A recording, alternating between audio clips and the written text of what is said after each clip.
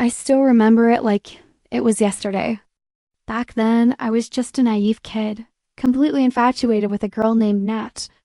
She was everything I ever wanted: beautiful, smart, and effortlessly charming. My heart would race every time she smiled or looked my way. I thought I had a chance. I told myself I was patient, that one day she'd notice me the way I noticed her.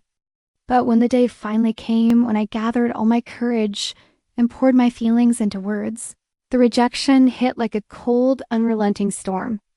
"I'm not dating anyone," she said, her voice gentle but distant. My heart sank, shattering into a million pieces, as I saw the hint of a secret smile playing at the corners of her lips. It stung in a way that I couldn't even explain, especially when I realized what she hadn't said. The truth hit me like a punch to the gut. She was already seeing someone else. I had hoped for something more, something real, but all I got was the painful, bitter taste of humiliation. The worst part wasn't that she rejected me, it was knowing I was just another face in the crowd, invisible to her. As time went on, I watched her grow closer to the guy she'd been secretly dating, and the jealousy that simmered inside me turned into a raging fire. Every passing day felt like a cruel reminder that I had been foolish enough to believe in something that was never meant to be. My world, once filled with hope and possibility, now seemed empty, tainted by the shadow of rejection. It was a bitter pill to swallow, but one I had to endure, knowing I could never turn back time to change the past. Years passed, and I buried myself in my work and personal growth. I couldn't let that rejection define me, so I pushed forward relentlessly. I worked on myself day and night, making myself stronger, better. I transformed my body, built muscle, sharpened my mind. I spent hours studying social dynamics, honing my confidence, and perfecting the art of charisma. Every step was a battle, each victory a small rebellion against the version of myself who had been crushed by Nat's words. I had to rise above, to prove to myself that I wasn't that naive, heartbroken boy anymore. And eventually I succeeded. I became someone else, someone unrecognizable to the old me. The awkwardness and self-doubt were gone, replaced by a steely determination and undeniable self-assurance. I was no longer the boy who had been humiliated. I had become the man who could stand tall, who could command a room. Then came the moment that would change everything. I decided to move back to my hometown. It was like a twisted kind of fate, the pull of my past dragging me back. I had made it. I was stronger, more successful than I had ever imagined. Yet there was something in me, something deep and primal, that couldn't shake the thought of confronting my past, of showing Nat who I had become. Walking through the familiar streets felt surreal. I could see everything: the old places, the memories, the shadows of my former self. But this time, I wasn't that broken boy anymore. I had risen from the ashes, and now I was ready. Ready to face her, ready to see if the girl who once rejected me would even recognize the man I had become.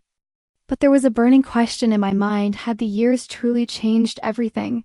Or was this just the beginning of a reckoning? I never expected to run into Nat again. But of course, life has a cruel way of throwing the past in your face when you least expect it. There I was, standing at a crowded coffee shop, a place where I had come to escape the noise of everything else, when I saw her, Nat. The girl who had once crushed my heart with her words. The girl who had rejected me so coldly, claiming she wasn't dating anyone, even though I knew damn well she was seeing someone else at the time. She looked different. Older, yes, but there was still that same glimmer in her eyes. And as she approached me, I could see it. That look! It was unmistakable, something between regret and longing, like she wanted to reach out and reconnect. She smiled, that same smile that used to make my heart race, and for a moment I almost felt that old familiar pull. But I couldn't allow myself to fall for it again. Not after everything. I had worked too hard to become the man I was now, the one who had risen from the ashes of rejection, who had rebuilt himself into someone unrecognizable. She didn't get to waltz back into my life just because things hadn't turned out the way she expected. She didn't get to rewrite history. She started with some small talk, asking about my life, my success. But I could see through it. She wanted more than just casual conversation. She was trying to rekindle something, but my heart didn't skip a beat this time. It was cold, rational, and unyielding. I had no interest in playing the fool again. I wasn't the naive boy she had once brushed off. And the lies she had told me back then that she wasn't dating anyone echoed in my mind like a thunderclap. "No, Nat," I said, my voice steady but sharp. "I'm not interested. Not anymore." Her face fell, but I didn't care. There was no room for the past in my future. It wasn't just Nat who came after me. Her friends, too. The very same group of people who once overlooked me, who never cared to notice my existence when I was the quiet, insecure guy, suddenly appeared out of nowhere, circling me like vultures. They started reaching out, sending messages, cornering me when they saw me out, their faces painted with concern, and beneath that, an unmistakable hint of desperation. "Come on, you should give her a chance," one of them insisted, his tone dripping with false camaraderie. "You know she feels terrible about the past. She's been through so much since then. The least you can do is hear her out." But it wasn't that simple. They didn't know the years I had spent rebuilding myself, the months I poured into transforming my life physically, mentally, emotionally. They didn't know the scars left by her rejection and the lies she had fed me. They couldn't see the depth of the betrayal I felt when she had turned her back on me so easily, so casually, all those years ago. The pressure began to mount. Every time I saw one of them, it was the same subtle nudges, insinuations, attempts to manipulate my emotions. "She's a single mom now, you know," another one said, her voice soft and pleading. "She really could use someone like you in her life." But none of that mattered. Not the pity, not the sympathy. I had faced my demons, walked through hell, and clawed my way back to where I was. I wasn't about to let her or anyone else drag me back into a past I had buried. My decision was made. "I've moved on," I told them, my voice cutting through the air like a blade. "And I'm not going to let you or Nat change that. I'm not the same guy I used to be." Their faces fell, disappointment and confusion clouding their expressions. But I didn't care. This was my life now.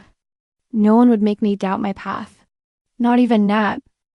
After days of sleepless nights, endless reflection, and replaying every moment of our past, I finally agreed to meet with Nat. It wasn't an easy decision. My mind was clouded with anger, betrayal, and a resentment that I had carried for years. But something about the situation, the weight of the years that had passed, and the pressure from her friends gnawed at me.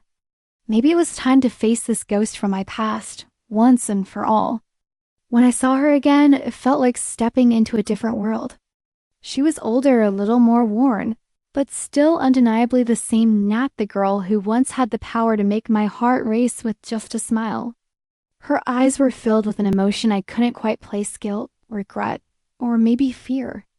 It was almost as if she was walking on eggshells around me, as if she knew how deep the wounds were that she had left behind. "Thank you for meeting me," she began, her voice trembling slightly. "I owe you this conversation." I didn't say anything at first. I simply stared at her, waiting for her to continue, feeling the storm of conflicting emotions rising inside me. I had no idea where this would go, but I wasn't going to make it easy for her. Nat sighed and finally spoke the words that had taken years to come out. "I'm sorry for how I treated you back then. I was selfish, and I didn't see what I had right in front of me. I hurt you, and I regret it every day." She paused, her eyes brimming with unshed tears. "And I've been through hell since. Relationships haven't been kind to me. I've made mistakes. I've hurt others too." Her apology hit me like a tidal wave, surprising, painful, but strangely cathartic. She admitted her faults, and I could see the weight of her failures in the way she spoke.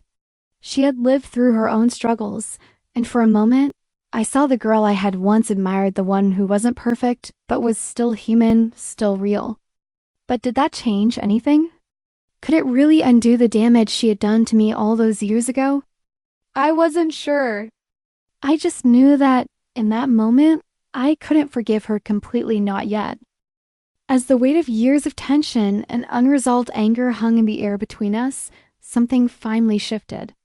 Both of us, broken and scarred by the decisions we had made in the past, seemed to understand, in that fleeting moment, that there was no simple way to erase the history we shared.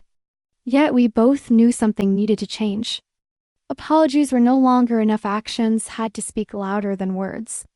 She looked at me, her eyes raw with emotion, and I could feel the sincerity in her voice when she said, "I'm sorry for how I treated you. For not being honest with you, for not valuing you when I should have." Her apology was a bittersweet balm to the wound I had carried for so long. But as much as I wanted to feel the healing effects of her words, there was still the sting of betrayal. I'd spent years crafting the perfect version of the life I had built, one where Nat's absence had been a mere afterthought, a faint echo that no longer ruled my heart. And yet, in this moment, I was vulnerable again. I should have walked away sooner too, I admitted, my voice surprisingly steady, though beneath it was a maelstrom of emotions.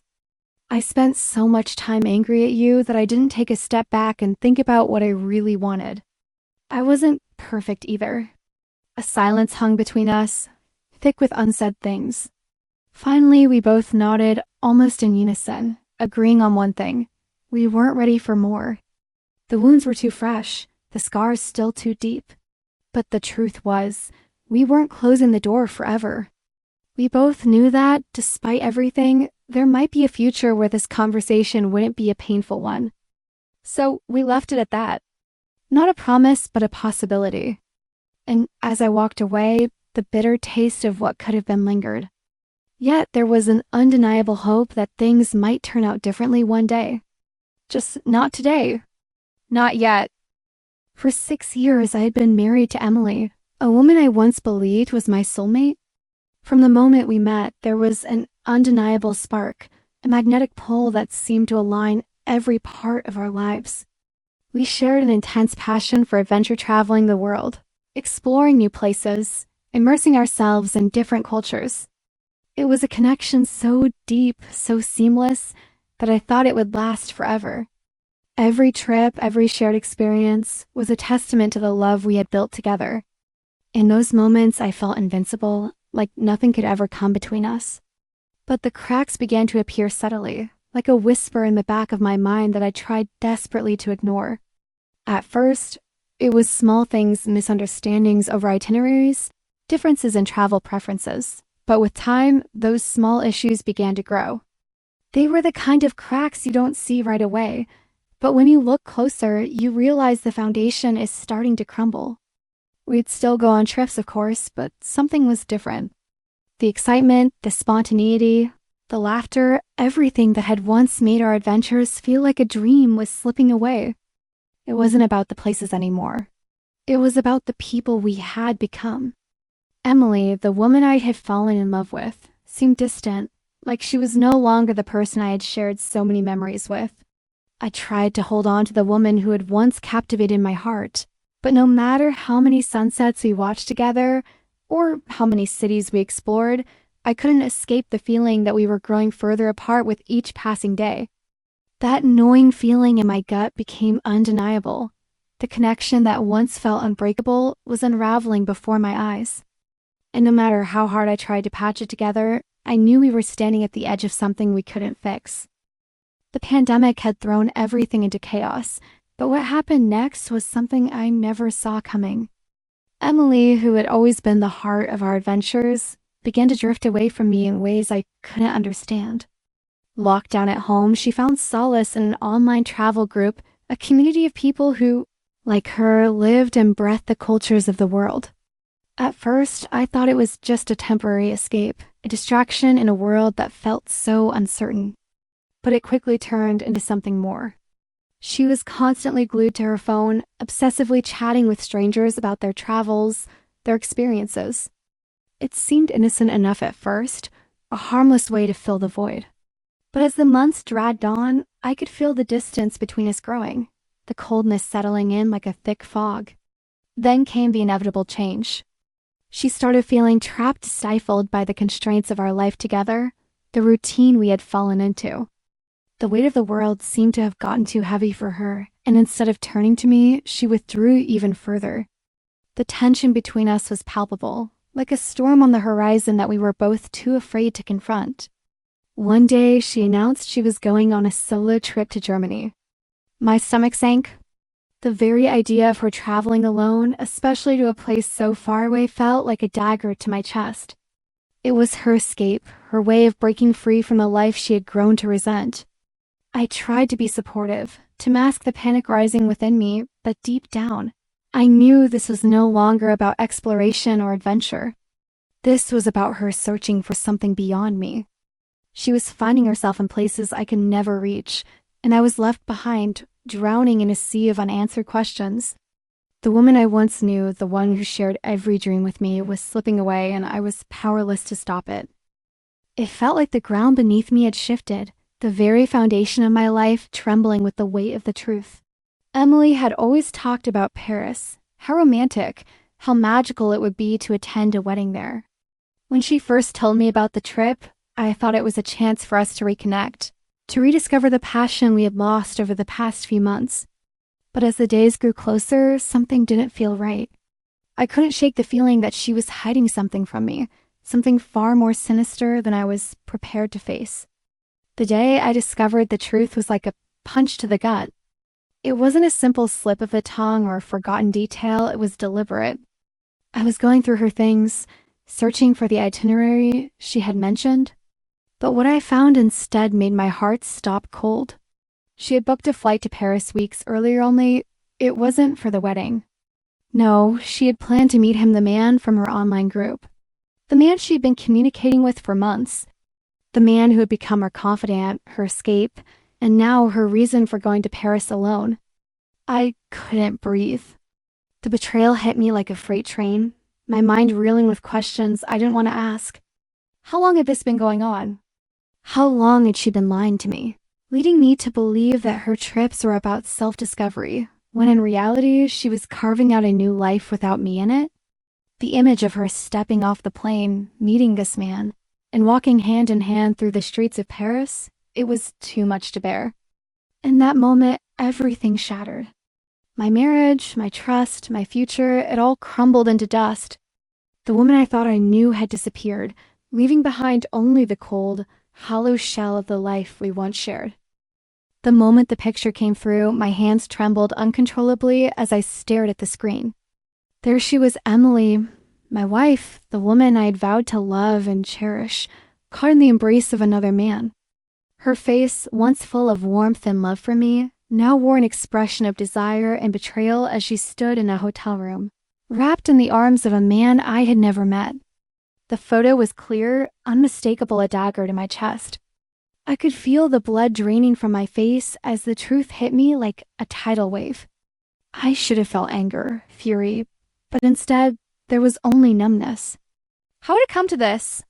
How had the woman I trusted with my heart turned into someone else entirely? The cold, harsh reality of the situation made everything else feel distant, like I was floating outside my own body, watching a tragedy unfold in slow motion. I could hardly breathe as I picked up the phone, my voice shaking with the weight of what I knew I had to do. I had to confront her. When I finally faced Emily, her eyes were wide with guilt, but there was no way she could deny it now.